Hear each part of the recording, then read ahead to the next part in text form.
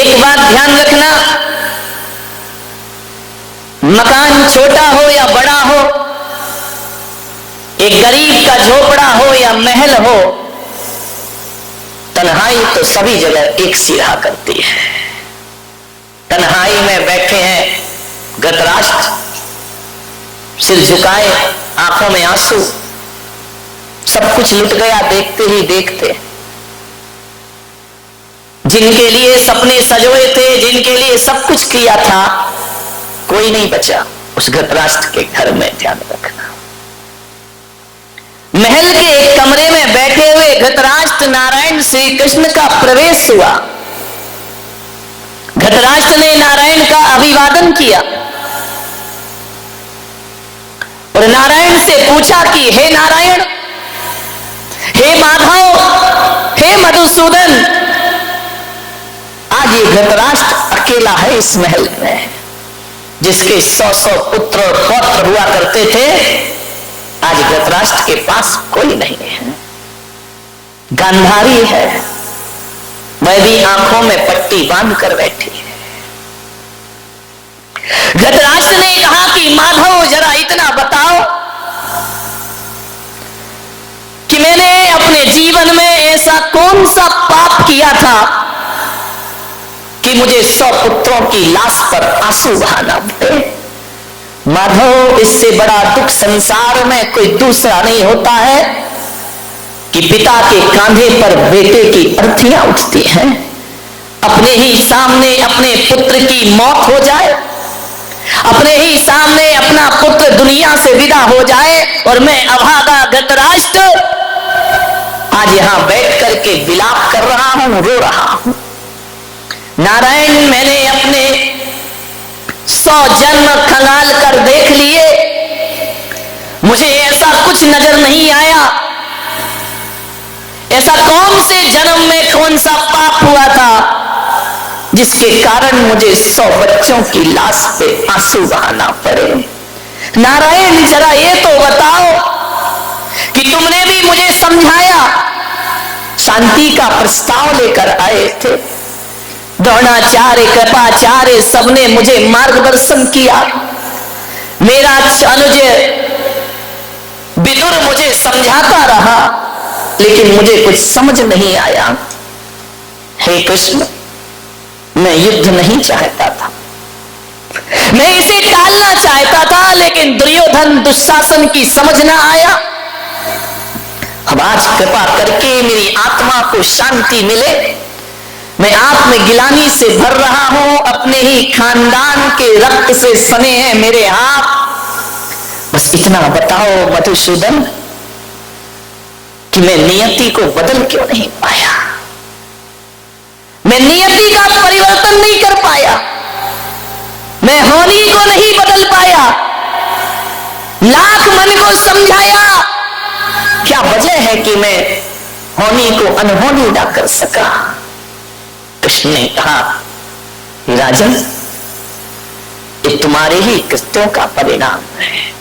एक बात ध्यान रखना, नारायण कृष्ण का कर्मयोग कहता है कि आदमी को जो कुछ भी प्राप्त होता है उसके कर्मों के फल से प्राप्त हुआ करता है। और यही जैन दर्शन कहता है कि यहाँ कोई किसी का दुश्मन नहीं होता, कोई किसी का मित्र नहीं होता है। आज तुम जिस स्थिति में आकर बैठे हो या जिस स्थिति में पहुंचे हो, इसके उत्तरदायी कोई और नहीं, हमारे ही कृत्य हुआ करते हैं, हमारी ही करनी हुआ करती है। ध्यान रखना, आज तुम्हें जो भी मिल रहा है, सुख मिल रहा है तो भी तुम ही कारण हो, दुख मिल रहा है तो भी तुम ही कारण हो, सम्मान मिल रहा है तो उसके जिम्मेदार भी आप ही हैं, और अपमानित हो रहे हैं तो उसके जिम्मेदार भी आप। घर स्वर्ग जैसा है तो उसे स्वर्ग बनाने में आप ही जिम्मेदार हैं, और घर नरक जैसा है तो उसे नरक बनाने में आप ही। जब जैसी करनी वैसा फल, आज नहीं तो निश्चित कल। नारायण कृष्ण ने कहा कि राजन, महाराज धृतराष्ट्र, ये बात 100 जन्मों की नहीं है। धृतराष्ट्र ने कहा कि मैंने 100 जन्म देख लिए, कुछ नजर नहीं आता। मैंने ऐसा कौन सा पाप कर लिया था कि मुझे 100 पुत्रों पे रोना पड़ रहा है। नारायण कृष्ण ने कहा बात 100 जन्मों की नहीं है, बात तो 100 जन्म से पहले की है। रोकिए,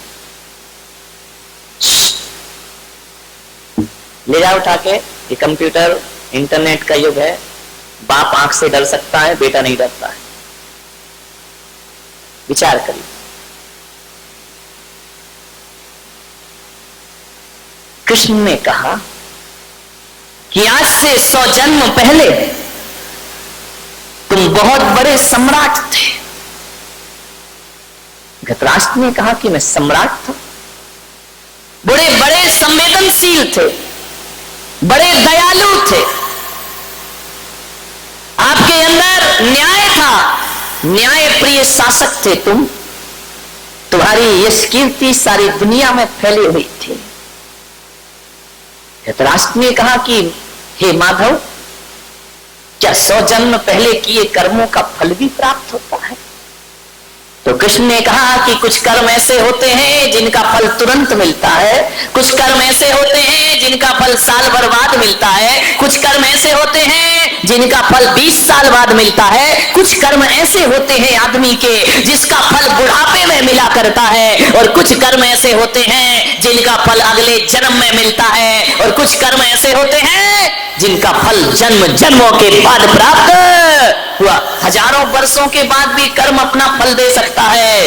कर्मों का कोई ठिकाना, कोई लाख करे चतुराई, कर्म का लेख मिटे ना रे भाई, कर्म का लेख मिटे ना रे भाई। इस दुनिया में कर्म के आगे चले ना किसी का जो, इस दुनिया में कर्म के आगे चले ना किसी का जो, कागज हो तो हर कोई बाँचे, कर्म न बाँचे को।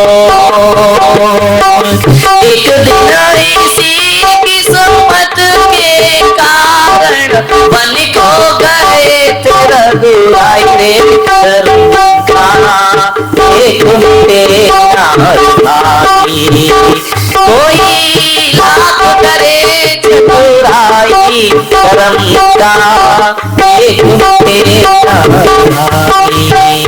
ओ काहे मनवा धीरज खोता, काहे जुनाहत रोए,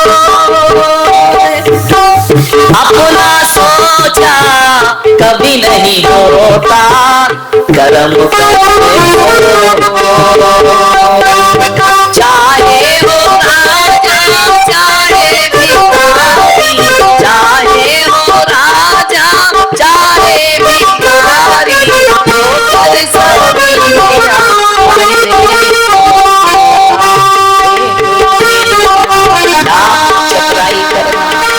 लाख होशियारी कर लेना, कर्मों का लेख कभी मिटता। कुछ कर्म तुरंत फल देते हैं, तुरंत मिलता है, ज्यादा टाइम नहीं लगता।